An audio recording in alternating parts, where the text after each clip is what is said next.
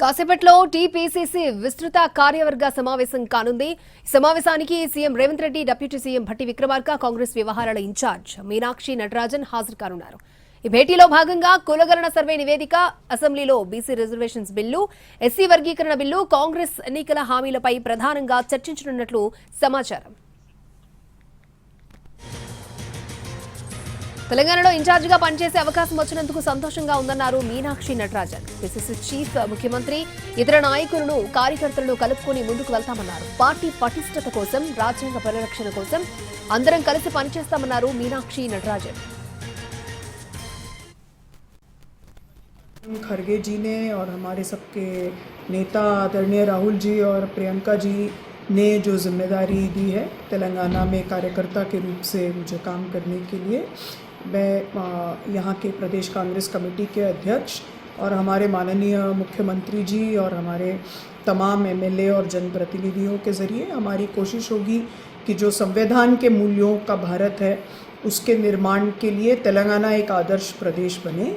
और जिस तरह से यहाँ पर सामाजिक आर्थिक न्याय के लिए मुख्यमंत्री जी ने पहल की है, आदरणीय राहुल जी की प्रेरणा और उनके नेतृत्व में, उस काम को हम अपने संगठन के भी कार्यकर्ताओं के ज़रिए वो संदेश लेकर जाएं और उसको हम जन जन तक पहुंचाने का। श्री मल्लिकार्जुन खरगे जी ने और हमारे सबके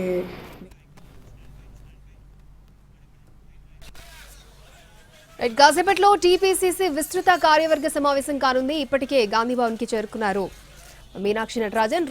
పూర్తి అప్డేట్స్ అందించడానికి మా ప్రతినిధి చారి లైవ్ లో అందుబాటులో ఉన్నారు. చారి, పీసీసీ విస్తృత స్థాయి సమావేశం ప్రారంభం కాబోతుంది. ఉదయం కొత్తగా ఇన్ఛార్జిగా వచ్చినటువంటి మీనాక్షి నటరాజన్ హైదరాబాద్కి చేరుకున్నారు. సాధారణంగా కాంగ్రెస్ పార్టీకి సంబంధించినటువంటి ఏఐసీసీ ఇన్ఛార్జీలు అంటే ఫ్లైట్లో వస్తుంటారు. సాధారణమైనటువంటి జీవనానికి అలవాటు పడినటువంటి మీనాక్షి నటరాజన్ రైల్లో వచ్చారు. రైల్వే స్టేషన్కే పార్టీకి సంబంధించినటువంటి నేతలంతా వెళ్ళి ఆహ్వానం పలికారు.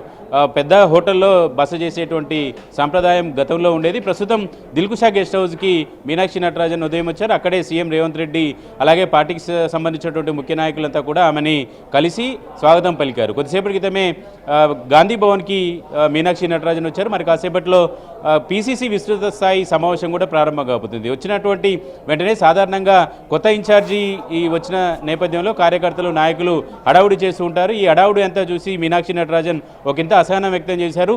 ఎందుకు ఈ హడావుడి, సాదాసీదాగా సమావేశాలు నిర్వహించాలన్నారు. అలాగే గాంధీ భవన్కి వచ్చినటువంటి వెంటనే పీసీసీని అడిగారు.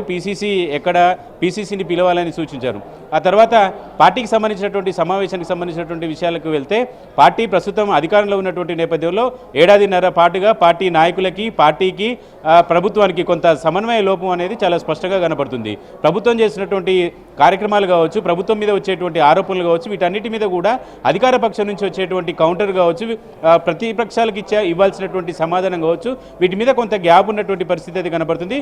ఇది ఇప్పటికే మీనాక్షి నటరాజన్ దృష్టిలో ఉన్నట్టు తెలుస్తుంది.